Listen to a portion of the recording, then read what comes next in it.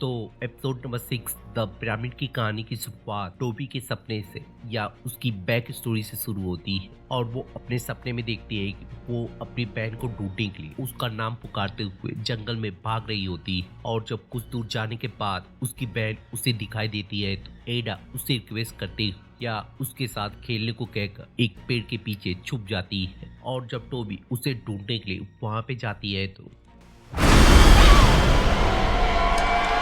पकड़ लिया। उठो।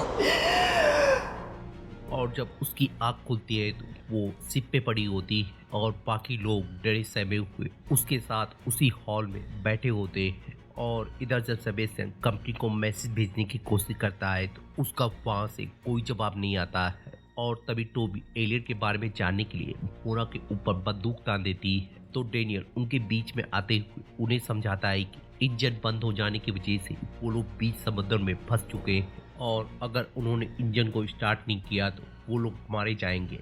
तो आइक उसकी बात को समझते हुए जहाँ फ्रांज और ओले को आदमियों के साथ मिलकर इंजन स्टार्ट करने को बोलता है वही टोबी के फादर और रिबेरो को एक साथ काम पे लगाते हुए उन्हें सेबेस्टियन के साथ मिलकर डिस्ट्रेक्ट सिग्नल भेजने की ट्रेनिंग देने को बोलता है। और फिर मिस विल्सन को इंचार्ज बनाते हुए सभी औरतों के साथ मिलकर बचे हुए लोगों को ढूंढने को बोलता है। और फिर पूरक बताता है कि वो उसके साथ मिलकर एलियट को ढूंढने की कोशिश करेगा।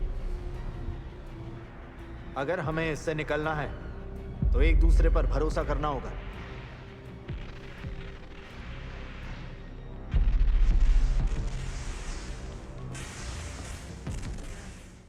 और तभी दूसरी तरफ स्टीम बॉक्स एक्टिवेट होती है उसमें ब्लैक रॉक की तरह कुछ चीजें निकलने लगती हैं। और इधर जब सारी लेडीज कैप्टन का ऑर्डर मानती है जिंदा लोगों को ढूंढने की कोशिश कर रहे होते हैं तभी टोबी को वहाँ पे कुछ आवाजें सुनाई देने लगती हैं। तो वो अपनी मॉम को इस बारे में जब बताती है तो उसकी मॉम फिर से अपने फुल फॉर्म में आते हुए उसे बताती है कि उसे गॉड की तरफ से चुना गया है। लेकिन टोबी को उसकी बातों पे जरा भी विश्वास नहीं होता है। और तभी मिस विल्सन आकर उन लोगों को अलग अलग होकर ढूंढने को बोलती है। और इधर जब पैंस का ग्रुप आगे बढ़ते हुए या डरते हुए आगे बढ़ रहा होता है तभी उन्हें ब्लैक रॉक का नज़ारा देखने को मिलता है जो कि अपने आप ही बढ़ रहा होता है। और जहाँ एंजल इस नज़ारे को देखकर पैनिक करने लगता है वहीं लूसियर उस चीज को जब छूने के लिए जाता है तो डेनियल उसे ये कह के मना कर देता है कि उन्हें नहीं मालूम है कि ये चीज क्या है और उसके छूने से क्या असर हो सकता है। और जब सभी लोग उसकी बात को मानकर अपनी मंजिल की तरफ बढ़ने लगते हैं तो डेनियल उस ब्लैक रॉक को देखने के बाद उनका साथ छोड़कर पीछे मुड़ जाता है। और इधर मोरा और आइक अपने सपने वाले थ्योरी के बारे में बातचीत करती है और एलिट को ढूंढने के लिए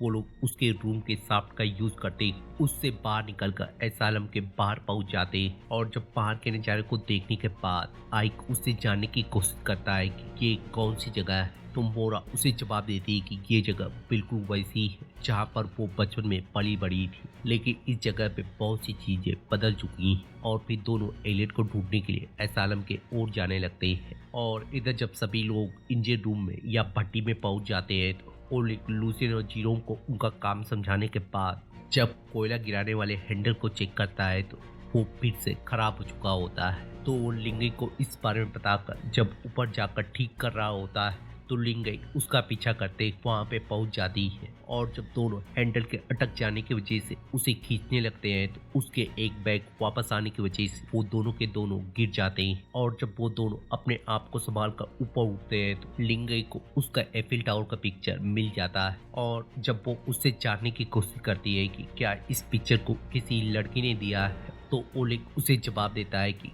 उसकी जिंदगी में कोई लड़की नहीं है और ये पिक्चर उसके भाई ने दिया है। तो लिंगई इस बात को जानने के बाद उसके करीब आते उसे किस कर लेती है। माफ करना।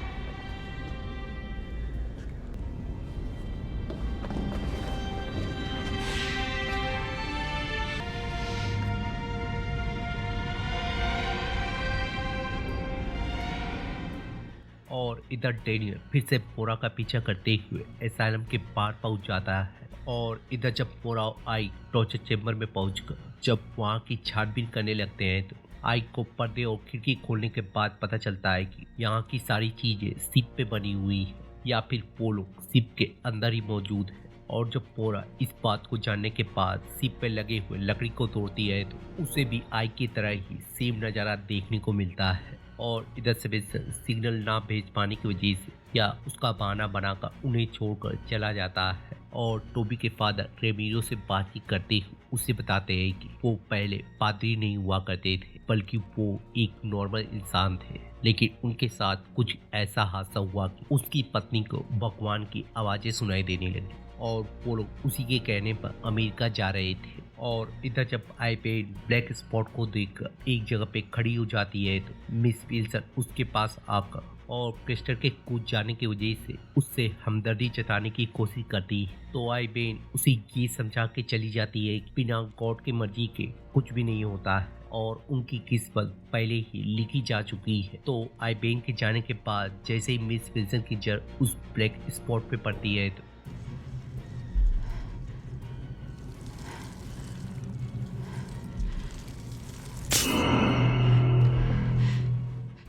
और ब्लैक रॉक के हमले की वजह से जहाँ मिस विल्सन का हाथ धीरे धीरे करके उसमें तब्दील होने लगता है, वहीं हम सीक्रेट कॉरिडोर में इस नज़ारे को बहुत तेजी से होते हुए देखते हैं। और इधर जब टोबी एल्सन के साथ जिंदा लोगों को ढूंढ रही होती है तभी उसके पीछे से उसका भाई दिखाई देता है और फिर वो एल्सन को छोड़ते उसके पीछे चली जाती है। और जब क्रिस्टर उसके सामने मंडराते हुए एक रूम के अंदर चला जाता है तो टोबी उसका पीछा करते हुए जैसे उस रूम के अंदर जाती है वो ग्लिच करते हुए अपने खेतों में पहुंच जाती है। और जब वो आगे बढ़कर ढेर के पास जाती है तो उसे वही शख्स बंदूक ताने में दिखता है जिसको उसने सपने में देखा था। और जैसे ही वो क्रिस्टर के ऊपर हमला करते उसके चेहरे को बिगाड़ता है, टोबी वहां से टेलीपोर्ट होते वापस शिप पे पहुंच जाती है। और जब टोबी इस नजारे की वजह से सभी के ऊपर बंदूक तान देती है तो उसकी माँ उसकी बंदूक को छीनते हुए उससे ले लेती है।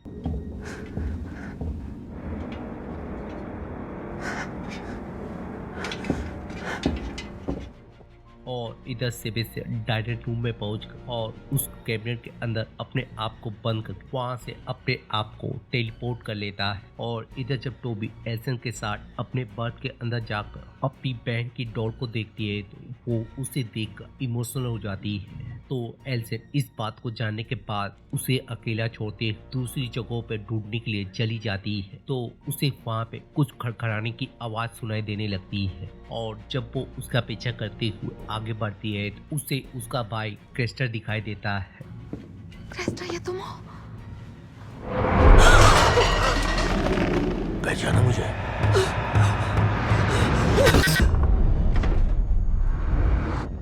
और जब वो फिर से इस बार ढेर के पास पहुंचती है तो सभी लोग फिर से बुद्ध बने होते हैं। और जब वो लोग फिर से एक्टिव होते हैं तो हमें उनकी बातचीत से यहाँ पे ये पता चलता है क्रिस्टर ने उस शख्स के बेटे के साथ संबंध बनाए थे और टोबी या एडा ने मिलकर उसके घर पे कुछ चुराया था। और फिर वो टोबी को टॉर्चर करती और क्रिस्टर से अपना बदला लेने के लिए टोबी का रेप करने लगता है। और जब रेप करते हुए टोबी को होश आता है तो वो उससे भागने की कोशिश करने लगती है, लेकिन जब वो उससे हाथापाई करते उसे मारने की कोशिश करने लगता है तो टोबी पास में पड़े हुए पत्थर को उठाकर और उसे घायल करने के बाद उससे अपना पीछा छुड़ाकर उसके ही बंदूक से उसका काम तमाम कर डालती है। और फिर से ग्लिच होते हुए वो वापस शिप पे पहुंच जाती है। क्या बात है? क्या हुआ? ये क्या है? ये तो खून है। टोबी,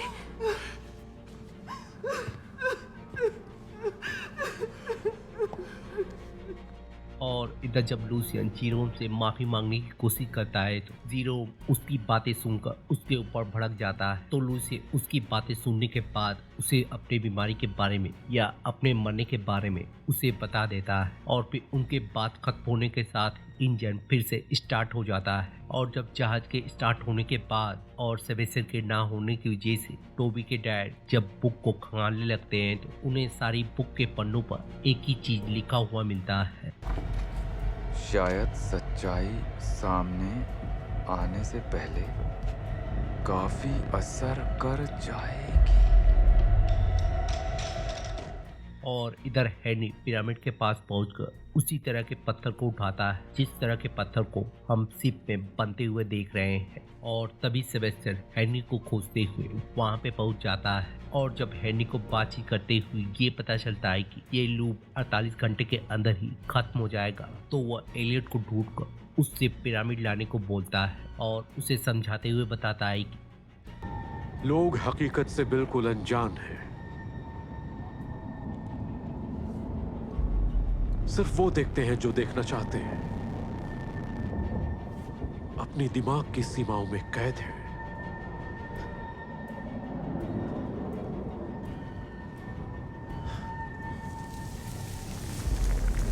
जबकि उनको सिर्फ अपना नजरिया बदलना है ताकि वो पूरी तस्वीर देख सके।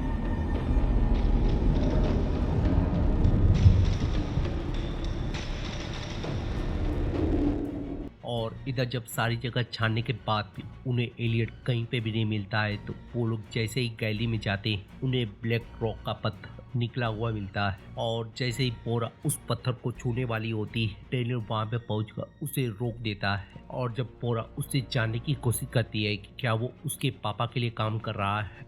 क्या तुम्हें याद नहीं है? तुम्हें याद नहीं है मैं कौन हूं? रुको, जहां हो वहीं रहो। ज्यादा वक्त नहीं है, ये फैल रहा है। तो आइक उसको बंदूक के नोक पे लेते जैसे उसे रूम के अंदर कैद करने के लिए जा रहा होता है। डेनियल अपने आप से कहता है कि वो इस चीज को दोबारा नहीं होने देगा और पोरा की तरफ मुड़ते हुए उसे बताता है कि वो उसे दोबारा नहीं छोड़ेगा। और फिर आइक के ऊपर हमला करते हुए और उसकी बंदूक को फेंकने के बाद अपने डिवाइस का यूज करते हुए उसे उसके घर के पास पहुंचा देता है। और इधर पोरा इस नजारे को देखने के बाद उसके ऊपर बंदूक तानती उससे आइक के बारे में पूछने लगती है। तो डेनियल उसे काम डाउन करते हुए उसे बताता है कि उसकी उसके साथ शादी हुई थी। झूठ बोल रहे हो, ये भी उनकी एक चाल है। तुम मेरे पापा के लिए काम कर रहे हो। प्लीज मुझे पता है कि तुम्हें पता है। अपने आसपास देखो, ये असली नहीं है, ये कुछ भी असली नहीं है।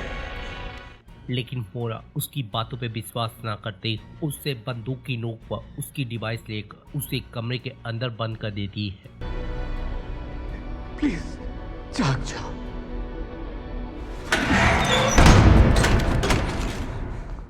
और जब वहां से फ्रस्ट्रेट होकर बाहर निकलकर अपने पिता को जोर जोर से पुकारने लगती है, तो उसके पिता के ना जवाब देने पर वो बंदूक को जैसे ही फेंकती वहां पर लगा हुआ शीशा क्रैक कर जाता है। और दूसरी तरफ हम देखते हैं कि हैनी उसके इस बिहेवियर को देख रहा होता है। और इधर जब पोरा उस शीशे के पास पहुंचकर और वहां पे लगे हुए दूसरे शीशे को निकालती है, तो उसे फिर से वही मंजर दिखाई देता है या ये एहसास होता है कि ये सारी चीजें शिप के अंदर बनी हुई हैं। और इधर जब सारी लेडी शिप के ऊपर पहुंचती हैं, तो मिस विल्सन का हाथ पूरी तरह से काला पड़ चुका होता है। और तभी बिजली के कड़कने के साथ उन्हें पता चलता है कि वहाँ पर अब बहुत बड़ा तूफान आने वाला है। लेकिन टोबी इस नज़ारे को देखकर सबसे ये कहती है कि ये रियल नहीं हो सकता है। और इधर जब आइक अपने होल से निकलकर बाहर आता है, तो उसे वहाँ के नज़ारे को देखकर पता चलता है कि वो प्रोमेथियस शिप पे पहुँच चुका है। और जब वो वहाँ पे छानबीन करने के बाद शीशे से बाहर देखता है, तो उसे प्रोमेथियस शिप की तरह ही उसे बहुत सारे शिप खड़े हुए दिखते हैं। और इसी नज़ारे के साथ ये एपिसोड यहीं पे ख़त्म हो जाता है। तो मिलते हैं किसी और वीडियो में किसी और टीवी सीरीज़ को एक्सप्लेन करते हुए। तब तक के लिए शुक्रिया।